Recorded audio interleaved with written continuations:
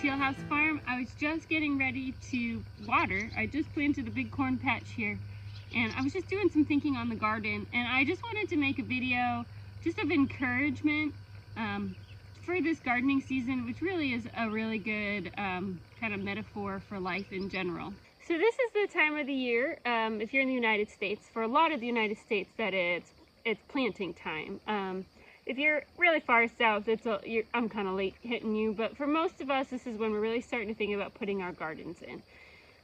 And it can also be a time of a lot of discouragement, where you realize that the big plans that you made this winter probably aren't going to happen, or not happen as well as you thought that they would.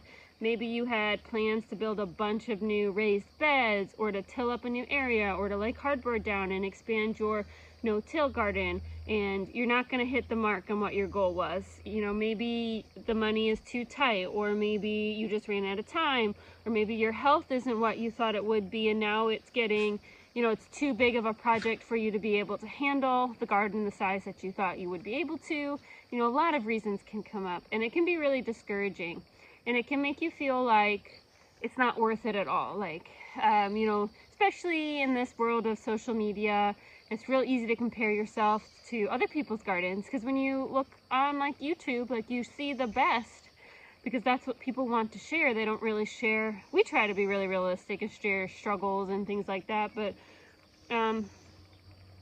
there's a lot of people that only share like the best. And so you see this beautiful manicured humongous garden, and you think, I cannot achieve that, or it's not worth trying if I can't do that amount, or I could never afford to have that amount of area, or I don't have that much space available. And I just want to encourage you that any amount of gardening that you can do is worth it. Gardening should be a source of joy, not a source of envy or comparison, or a source of strife in your life. It should be something that brings you joy. And as much as we garden for food, because that's important for our families, just being outside in the dirt, in the sunshine, is something that is beneficial for both our physical and mental health, and also our spiritual health as well. If you've been around here for a while, you'll know that every year I always do gardening vlogs in this time of the year, and you probably have noticed that I really haven't done any other than building a raised bed. I did one on that. And one of the big reasons for it is that vlogging takes a lot of time, a lot of energy, and I love a lot about it. I love the creative outlet it gives me as a stay-at-home parent, but I felt like vlogging was stealing my gardening joy. Like, I would feel like, you know, I want to go work in the garden, I want to plant this, or I want to, you know, work on this project in the garden, and I would feel like, well, it's got to be vlogged because we're a homesteading channel, this is what we do, I need to share what we're doing. And it would prevent me from going out and working in the garden, because the thought of trying to vlog a project I wanted to do stole all of the joy out of it. And I got to the point that I was like, you know what, this spring I'm not going to vlog it if I don't want to. Gardening is something that I love to do, and trying to film it was stealing that passion from me and was stopping me from working on projects, because I felt like, well, to get the shop set up and stuff, I need to prep for 30 minutes to get things ready to go, when I really just wanted to go outside and get in the dirt. And I wasn't going, I got to the point where I realized that it was stealing my joy, and I didn't want to let it do that. And so there will be garden vlogs, don't worry. But I wanted to plant my garden, and I didn't want something taking away my passion because it was adding unhappy work to something that makes me happy, if that makes sense. There's a lot of things that can steal our joy when it comes to gardening. There's a lot of things that can steal our joy when it comes to life, and I think we really have to be intentional about stepping aside and looking at those things and figuring out how to stay positive and keep working towards the things that make us happy, that bring us peace and contentment, even if we can't do them to the same amount or the same way as somebody else. It doesn't just have to be gardening. It can be a lot of things in life, and I think you know what I think you can probably think of something in your life that maybe you enjoy, but you feel like can easily be turned into something that you don't want to do, and either comparing to somebody else or comparing to what you would like to be able to do, and maybe your body won't let you do it to that degree, or maybe it costs too much money, or maybe you don't have space, all sorts of things. Getting a lot of cameos today. This cat only wants petted. The dog's right there, and now the chickens are coming. But it's really so important that we stay intentionally focused on contentment and learning to be thankful for where we are at, and always working towards growing. We work towards growing our garden every year, and we always want to do better and learn and improve, and those are all great things. Those aren't things that we should be afraid of. Go, Lexi. No, go. That we should be afraid of, or not that we should be stagnant and not learning, but that we can't prevent not being able to do it how we want to from letting us get started in the first place. I wish so many things for my garden. I wish so many things for my life and my children's lives that I hope we can make happen, that I hope can come true, that we try to work on systematically, step by step. Hey, get out of there.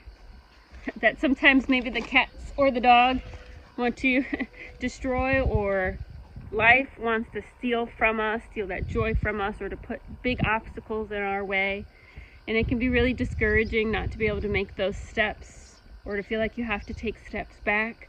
I know, we started this homesteading, sorry, there's a wasp. We started this homesteading journey almost 9 years. So it was a year before Annie was born. She's gonna turn 8 this year. So almost 9 years ago, we started on this journey of wanting to have a life with more flexibility, with more freedom, with more time for us to spend with our children that we knew that we wanted to have. And we have taken many steps forward. We're out here where we wanted to be. We've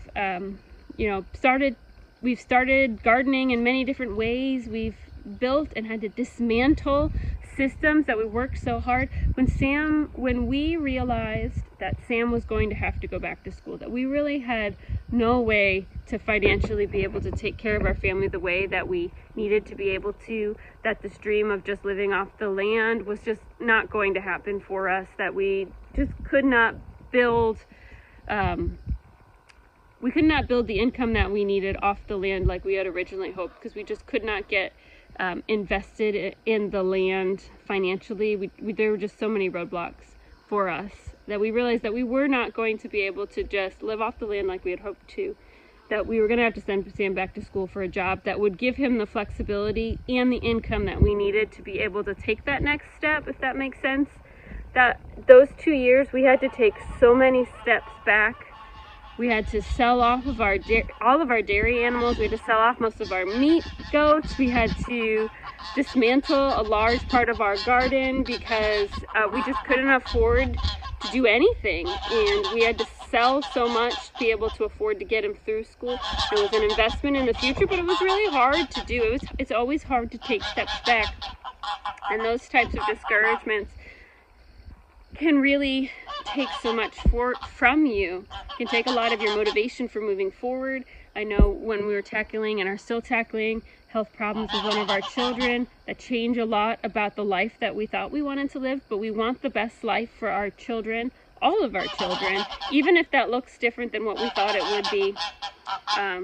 That can just steal a lot of our contentment from us and our motivation to want to move forward and to take steps in whatever direction is going to be best for our family and our future. And so all of that to say that I want you to be encouraged this year. A garden is a small part of a big life that we live.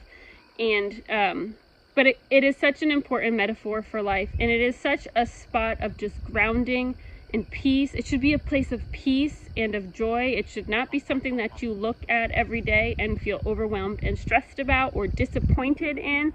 If you can only grow a few containers on your windowsill because you live in a city, or maybe your health or where you live doesn't allow you to plant things in the ground, that is still such a positive thing, and it is beneficial to you and to your family, and it can bring so much joy. And do not be disappointed in its smallness, because it is still a beautiful thing. And so don't be discouraged this gardening season. Don't be discouraged in this season of life, no matter how difficult it is. There is still so much beauty in the world around us. There's so much beauty in our gardens, even if they are small or different from what we may have imagined. And I hope maybe that encouragement brings you a little bit of joy or a little bit of peace or even just some contentment today, even if it isn't a big feeling. So enjoy your gardens, enjoy your season of life, even in its difficulty, even maybe in its sadness right now, or in its joy, if this is a joyful time for you. That's all I have for you today. I'm going to go water my garden now, which I was supposed to do 10 minutes ago, but I stopped to talk to you guys. Have a great day, and we will see you all again really soon.